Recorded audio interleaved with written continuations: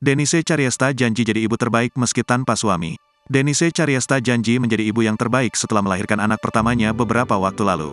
Setelah melahirkan anak pertamanya itu, Denise Caryesta kini punya semangat baru. Denise Caryesta berjanji berusaha jadi ibu yang terbaik buat anaknya meski tanpa kehadiran seorang suami. Aku pernah jadi wanita yang gagal, tapi sejak kamu lahir mama janji mama akan selalu berusaha untuk menjadi ibu yang terbaik untuk @baby_Denise Caryesta, tulis Denise Caryesta di Instagram, Minggu, tanggal 12 November tahun 2023. Selebgram Denise Caryesta ucap janji untuk sang anak setelah melahirkan di tanggal cantik. Dalam salah satu unggahannya, Denise mengungkapkan dirinya bukanlah sosok perempuan yang baik. Dia bahkan mengaku sudah gagal menjadi seorang perempuan. Apalagi Denise Caryesta melahirkan tanpa adanya dampingan suami.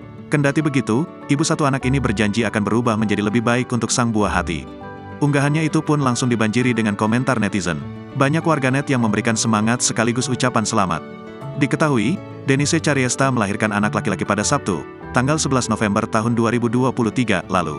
Denise Caryesta melahirkan di pukul 11.11 waktu Indonesia Barat di Rumah Sakit Brawijaya Antasari.